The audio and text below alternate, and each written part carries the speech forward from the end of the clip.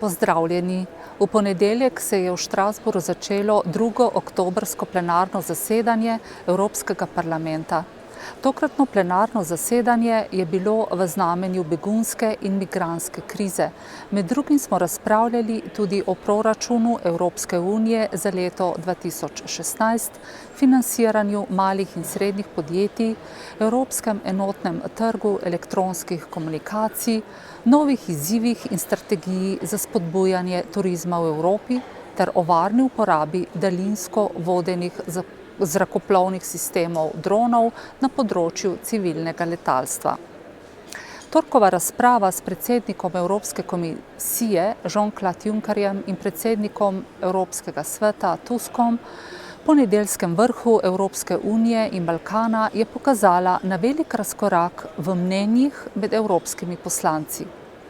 Pozdravljam sklic vrha Evropske unije Balkan ter doseženo soglasje voditeljev 11 držav Evropske unije in Zahodnega Balkana.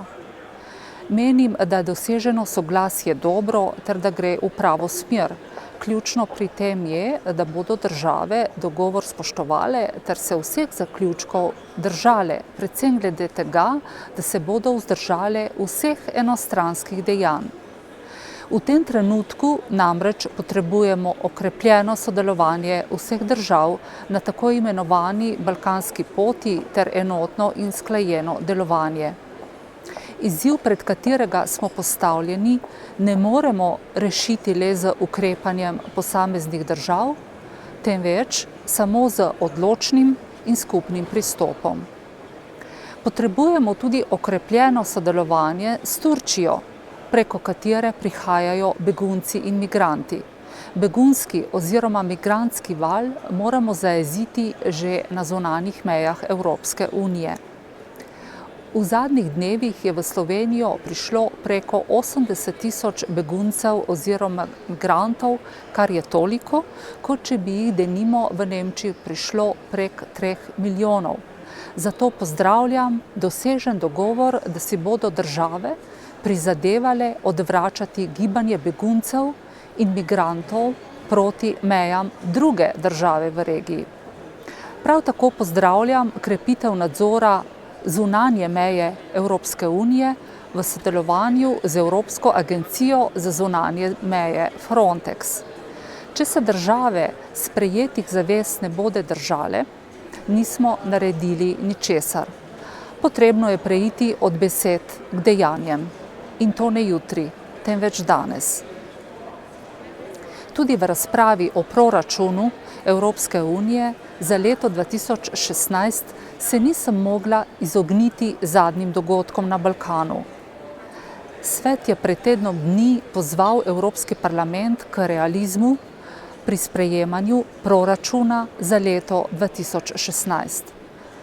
V svoji razpravi sem poudarila, da so predlagani amandmaji zelo realističen odziv na probleme, s katerimi se soočamo v Evropski uniji, kot so begunci, brezposelnost in naraščajoče razlike med članicami.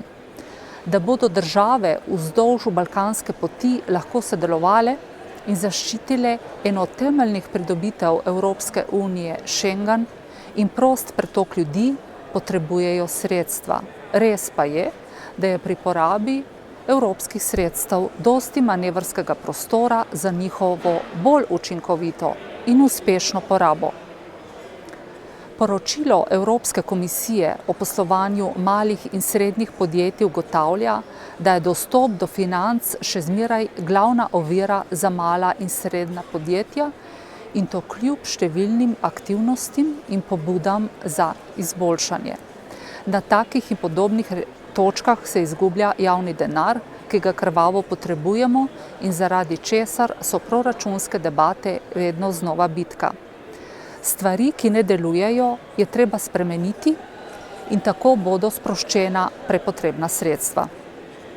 Zato sem zadovoljna, da bo komisija namenila večjo pozornost ocenam učinka in vrednotenjem zakonodaje. No, vsaj tako je napovedala v svoji majski agendi za bolje pravno urejanje. Po mnenju komisarke Bieńkowskiej dostop do financiranja ni najbolj pereč problem, za mala in srednje velika podjetja. Vsaj tako je odgovorila na moje poslansko vprašanje. Toda podjetniki v Sloveniji in podatki pravijo drugače. Kot sem že v razpravi o proračunu za leto 2016 poudarila, poročilo Evropske komisije o poslovanju malih in srednjih podjetij v letu 2013 in 2014 pritrjuje podjetnikom v Sloveniji. Bančni krediti, denimo za številne podjetnike, niso relevantni zaradi previsokih obresti, kaže anketa Evropske komisije o dostopu do financ SEI. Tako meni 22 slovenskih podjetnikov. Medtem ko je povprečje Evropske unije 11%, na Finskem in Švedskem je bil delež takega mnenja le med 1% podjetnikom. Imamo torej velike razlike med državami članicami in premalo učinkovite programe.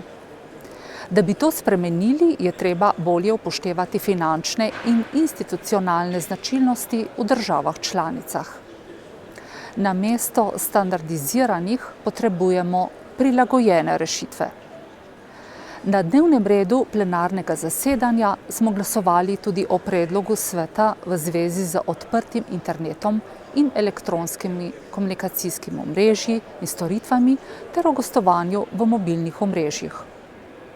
Čeprav je večina poslancev Evropskega parlamenta podprlo predlog sveta, ki postavlja veliko nižje standarde na področju nevtralnosti interneta, kot jih imamo v Sloveniji, uzakonjene že od leta 2012, sem podprla predloge sprememb, ki v tekst vnašajo določila o nevtralnosti interneta. Podpiram prosti trg na področju interneta ter prosti dostop do informacij. Končni uporabnik mora imeti možnost izbire, zato mora biti dostop in razširjanje informacij dostopna vsem. Glede novih izzivov in strategij za spodbujanje turizma v Evropi bi rada izpostavila 3 stvari. Prvič, turizem ne sme negativno vplivati na vsakodnevno življenje prebivalcev. V turizmu tudi ni nikoli prostora za aroganco turistične industrije do prebivalcev v smislu bodite veseli, da smo tukaj in vam dajemo delo. Prav tako ne za aroganco in neodgovornost turistov v smislu bodite veseli, da sploh pridemo k vam. Drugič, akcijski načrti in turistične strategije morajo imeti cilje in časovni načrt, še posebej, ko se financirajo iz javnih sredstev. Tega denimo ni v komisijinem akcijskem načrtu za razvoj obalnega in morskega turizma. Brez ciljev in časovnega načrta pa je zelo težko ocenjevati uspešnost in tudi učinkovitost programov ter porabo javnih sredstev. Brezpilotna zračna plovila droni so v rokah odgovornih izvrstno orodje, da denimo nadomestijo ljudi pri nevarnih opravilih. Pred kratkim so mi povedali, kako so jih uporabili pri obnovi strehe na cerkvenih zvonikih na Štajerskem. Toda v rokah neodgovornih oziroma neusposobljenih so droni grožnja stvarem, živalim, varnosti ljudi in naši zasebnosti. Zato je treba to področje še posebej dobro in hitro pravno urediti. Pri tem sta tako varnost kot tudi zasebnost izjemnega pomena. Nedavni avtomobilski škandal Volkswagen pa je pokazal, kako pomemben je nadzor nad uresničevanjem zakonodaje. Poziv komisiji in državam članicam, da zagotovijo zadostna sredstva za izvrševanje, je zato na mestu. Hkrati pa vsi vemo, kako omejena so proračunska sredstva in kako zelo so ljudje in podjetja v Evropski uniji obdavčeni. To pa zahteva dobro premišljen nadzorni sistem, ki bo učinkovit, a ne predrag.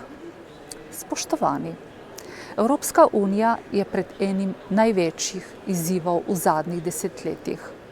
Prihodnost Evrope je odvisna od tega, ali bomo znali stopiti skupaj.